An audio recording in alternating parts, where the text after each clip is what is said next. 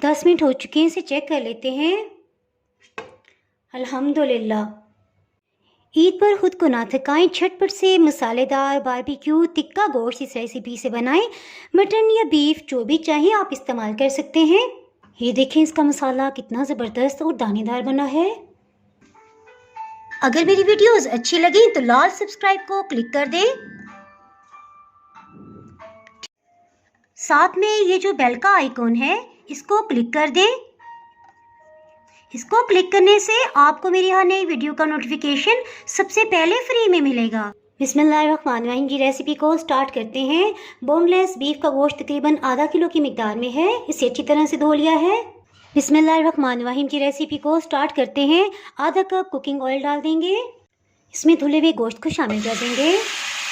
Light golden colour आने तक इसको अच्छी तरह से फ्राई कर लेंगे। 3 लौंग, 1 बड़ी काली इलायची इसमें शामिल कर देंगे। 1 दालचीनी का टुकड़ा। इस रेसिपी को बनाने में बिल्कुल भी मेहनत नहीं लगती। इस स्टेज पे अगर आपने इसे अच्छा सा भून लिया तो रोस्टेड फ्लेवर आपको हर नवाले में महसूस होगा। ये देखें गोश्त के ऊपर सुनहरा रंग आ गया है। सो इसमें प्याज शामिल करेंगे। 2 बड़े साइज़ के प्याज हैं ये। 3 लहसुन के पीसीस, 1 इंच अदरक का टुकड़ा था, इसे अच्छी तरह से पीस लेंगे। ये तकरीबन 1.5 खाने वाला चम्मच बन गया है। 1.5 टेबल स्पून। बीफ या मटन में हमेशा लहसुन अदरक ज़्यादा मिकदार में जाता है। सिर्फ 2 मिनट तक मज़ीद भून लेंगे। लहसुन को भूनते 2 मिनट हो चुके हैं। तकरीबन इसमें 1.5 लीटर पानी शामिल कर देंगे जी। और मसालों में सिर्फ हल्दी इसमें भी जाएगी, आधी चाय की चम्मच से थोड़ा कम और 1/4 टीस्पून से थोड़ा ज़्यादा। जब आपके पास 2 ऑप्शंस हैं, चाहे तो इसे ढक्कन दे के पका लें या कुकर प्रेशर में इसको गला लें। गोश्त को बस इस तरह से गला हुआ होना चाहिए तो बस ठीक है जी। और ये प्याज जो आपको नज़र आ रहे हैं कोई मसला ही नहीं है। 2-3 दफ़ा चम्मच चलाएंगे बिल्कुल ये घुल जाएंगे। ये बिल्कुल नरम हो चुके हैं। ये गोश्त बहुत ही सख्त था। सो कुकर प्रेशर की विसल चलने के बाद तकरीबन 38 मिनट के अंदर ये गला है। जब भी बीफ या मटन बनाएं तकरीबन 19 मिनट के बाद लाजमी खोल के देखें क्या वो गल गया है या नहीं और पानी कितनी मिकदार में है। इसमें 1 कप दही 250 ml शामिल कर देंगे। नेशनल का टिक्का मसाला इसमें 3 खाने वाले चम्मच जाएगा। अच्छी तरह से मिक्सअप कर लेंगे। हीट को मीडियम हाई कर देंगे। बस इसका पानी हमने खुश्क करना है। इसके साथ ही इसे बारबेक्यू फ्लेवर देने के लिए एक अंगारे को लाल सर्व कर लेंगे, दहका लेंगे। इसे अच्छा सा कलर देने के लिए 1 चाय की चम्मच भर के पेपरिका पाउडर इसमें शामिल करेंगे।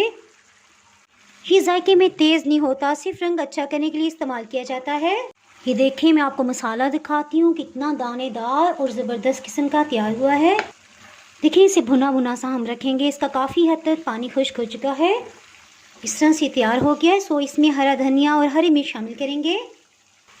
हरा धनिया 2-3 टेबल स्पून इसमें जाएगा। 3 हरी मिर्च को इस तरह से सेंटर से कट लगा लिया है। इसके साथ ही हीट को ऑफ कर देंगे और इसे एक दफ़ा फिर से दम लगाएंगे। वो कैसे मैं भी आपको दिखाती हूँ।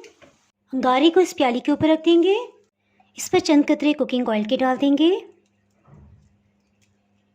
और इसे ढक्कन से कवर कर देंगे। 10 मिनट हो चुके हैं, इसे चेक कर लेते हैं। अल्हम्दुलिल्लाह। ये देखें इसका मसाला कितना ज़बरदस्त और दानेदार बना है। इसके साथ ही जनाब अगर आपने मेरा चैनल अभी तक सब्सक्राइब नहीं किया तो चैनल को सब्सक्राइब कर दें। बेल आइकन ज़रूर प्रेस कर दीजिएगा। इसके बाद आपको मेरी हर नई आने वाली वीडियो का नोटिफिकेशन ही मिल पाएगा। इंशाल्लाह फिर मिलेंगे मज़ेदार चटपटी सी रेसिपी के साथ। इसके साथ ही दुआओं में याद रखिएगा। इजाज़त चाहती हूँ। अल्लाह हाफिज़।